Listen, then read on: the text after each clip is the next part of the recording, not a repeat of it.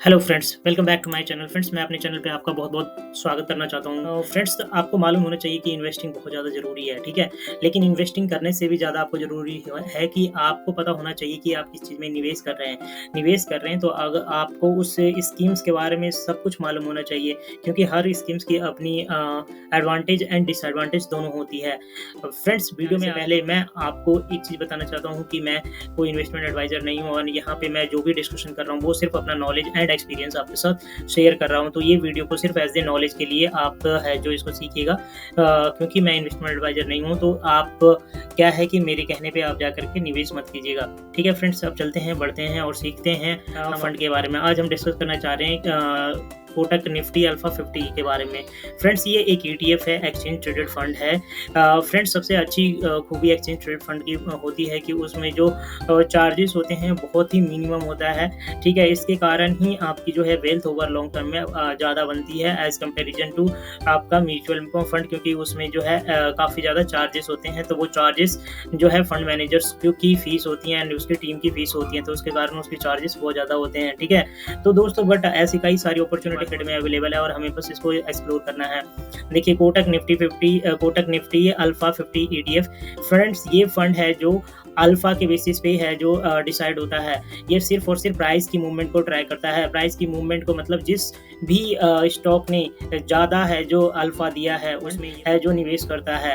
And friends, इसकी जो इन्होंने रखा हुआ है कि ये किस स्टॉक्स में से चूज़ करेंगे, तो ये टॉप 300 कंपनीज़ की, ठीक है? टॉप 300 कंपनीज़ को एक्सप्लोर करेंगे, ठीक है? जैसे कि निफ्टी 50 की फर्स्ट 50 कंपनी हो गई, देन उसके बाद नेक्स्ट हो गई मिड कैप की, एंड देन हो गई स्मॉल कैप की। तो काइंड ऑफ फ्लैक्सी फंड है फ्रेंड्स, ठीक है? तो ये क्या है, टॉप 300 कंपनीज रहेगा, उसमें जिसका अल्फा ज़्यादा रहेगा, जो ज़्यादा है, जो बेनिफिट दे रहा है इन्वेस्टर्स को, या यूँ कहें कि उसकी जो वो अपने जो इंडेक्स को ज़्यादा अच्छे से बीट कर पा रहा है। जो भी स्टॉक्स बीट करेंगे वो फंड्स इस स्कीम्स में आ जाएँगे, ठीक है? हम अभी ये भी देखेंगे कि अभी के करंट में कौन-कौन सी स्टॉक्स हैं इनके पास, ठीक है? तो आप बने रहिए, लेकिन आपको ये चीज़ ध्यान रहना चाहिए, क्योंकि यहाँ पे रिस्क भी इन्वॉल्व हो जाता है, क्योंकि आप सिर्फ़ अल्फ़ा देखते हो, तो अल्फ़ा में आप वैल्यू नहीं देखते हो कंपनियों की। तो वैल्यू नहीं देखते हो तो आपको क्या हो सकता है कि ये जो है शॉर्ट टर्म में आपको बहुत ज़्यादा परेशान भी कर सकता है। तो आपको सारी चीज़ें ही अपन सीखेंगे एंड मैं आपको एनालिसिस करके दिखाऊँगा चार्ट पे भी, तो थोड़ा-सा बने रहिएगा और थोड़ा-सा पेशेंस रखिएगा फ्रेंड्स, ठीक है? ये देखिए, an open ended scheme reflecting tracking Nifty alpha 50, ठीक है? ये ट्रैक कर रहा है अल्फा 50 को। Nifty alpha 50 index tracks the performance of 50 stocks with high alpha in last 1 year. एक साल में जिसका ज़्यादा अल्फा रहेगा वो उसमें निवेश करेगा। It is chosen from top 300 company by average free flow market capitalisation and average daily turnover for last 6 month, ठीक है? जिसकी लास्ट 6 मंथ में market capitalisations average free floats रहेंगी, उनमें है जो ये निवेश करेंगे। Security with highest alpha in the index assigned the highest weight. इसमें हाईएस्ट वेट किसको मिलेगा? जिसका जो ज़्यादा अल्फा रहेगा। Potential for long term wealth creation, ये लॉन्ग टर्म वेल्थ क्रिएशन के लिए अच्छा है, ठीक है? और भी इसके फंड के बारे में जानना चाहते हैं तो इसके ऊपर आप ये क्लिक करके आप ये डाउनलोड कर सकते हैं पूरा इनका। देखिए, सेक्टर एलोकेशन में इन्होंने इस तरीके से डाल रखी हैं, 13% फाइनेंस में, पावर में 12%, इलेक्ट्रिकल इक्विपमेंट में 10%। एंड अभी स्टॉक्स के बारे में अपन बात करेंगे तो स्टॉक्स में देखिए इन्होंने अभी कल्याण ज्वेलर्स इंडिया लिमिटेड में रखा हुआ है 3.85, सजलन में लिखा हुआ है, सुजलॉन में रखा हुआ है, फिर इंडियन रेलवे फाइनेंस कॉर्पोरेशन में रखा हुआ है, बीएससी लिमिटेड में रखा हुआ है, ठीक है? तो ये सारी कंपनीज हैं। आप ये चाहें तो डिटेल होल्डिंग भी देख सकते हैं। तो आप मल्टीपल चीज़ें हैं जो आप इसके बारे में पढ़ सकते हैं, क्योंकि जब आप अपना पैसा लगा रहे हैं फ्रेंड्स, तो आप अच्छी तरीके से समझिए। ये देखिए, एक साल में इसने 75 से ज़्यादा 75.67% का रिटर्न दिया है एंड पिछले 6 मंथ में इसने 27.07 का रिटर्न दिया है। तो डेफिनेटली है फ्रेंड्स कि ये अपने जो है निफ्टी 50 के इंडेक्सेस से को फार बेटर ये उससे परफॉर्म कर रहा है, ठीक है? लेकिन फ्रेंड्स, हर चीज़ की दोनों पहलू होते हैं। अगर कोई जो है रिटर्न अच्छा दे रहा है तो क्या वो रिस्क अच्छे से मैनेज कर पा रहा है? देखिए, अगर कोई रिटर्न हाई दे रहा है दैट मीन्स क्योंकि ये mid cap and small cap में भी जा रहे हैं, तो mid cap and small cap में जा रहे हैं तो उसमें रिस्क इन्वॉल्व ज़्यादा है और रिस्क फैक्टर ज़्यादा है। ये ऐसे में क्या होता है, जैसे ही मार्केट करेक्शन होती है तो इसमें इसकी जो है आपकी फंड में आपको लॉसेस दिखने लगेंगे और ये कह लें कि उसमें करेक्शंस फास्ट दिखने लगेंगे, ठीक है? तो ये इन्होंने बताया हुआ है कि भैया 1% कम से कम ये 30.64 परसेंट की नीचे जा सकती है। एवरेज ये रह सकता है 1 साल का, एवरेज 1 साल का ये है। मैक्सिमम ये गया 89.68 ठीक है।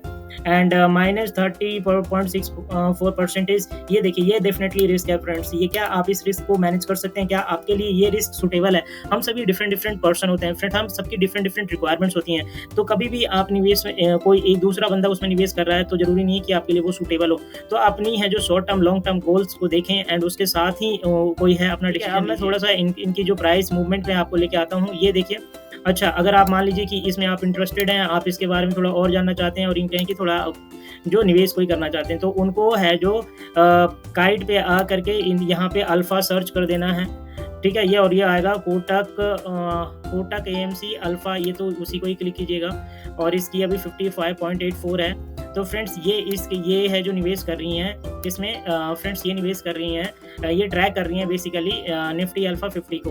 तो आपको डेफ़िनेटली है जो अगर आप चाहते हैं इसमें निवेश करना तो ऐसे कर सकते हैं।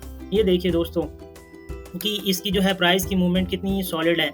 अगर मैं आपको वीकली लगा दूँगा तो आपको हार्डली कोई जो है ग्रीन में आपको रेड में बहुत ज़्यादा दिखेंगी। क्यों? क्योंकि इसमें जैसे ही थोड़ी करेक्शंस आती हैं बहुत तेज़ भागता है, लेकिन आपको ये भी ध्यान देना चाहिए कि जैसे ही थोड़ी करेक्शन आती है तो बहुत रफ्तार से नीचे लेता जाता है, ठीक है?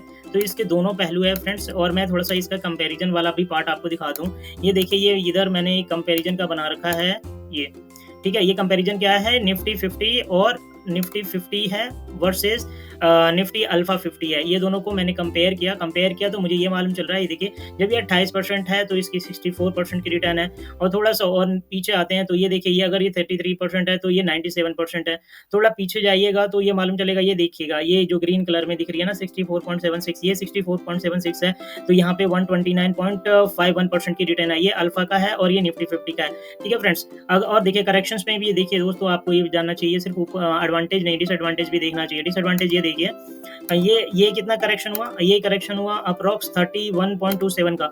एंड हमारी निफ्टी 50 कितनी करेक्ट हुई? यहीं सेम टाइम से आप देखिएगा, मात्र 14% का। तो ये सारी चीज़ें आपको अच्छे से ध्यान देखने के बाद ही किसी तरीके का डिसीजन लेना चाहिए। देखिए, इसमें जो फास्ट करेक्शन आई तो कितने की परसेंट की करेक्शन आई? इसमें 38% की आई करेक्शन।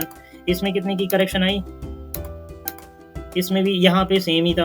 तो फ्रेंड्स, करेक्शंस इसमें डेफिनेटली हाई होंगे क्योंकि इसमें जो रिटर्न है हाई बन रहा है और small cap and mid cap का मिक्सचर है इसी के लिए।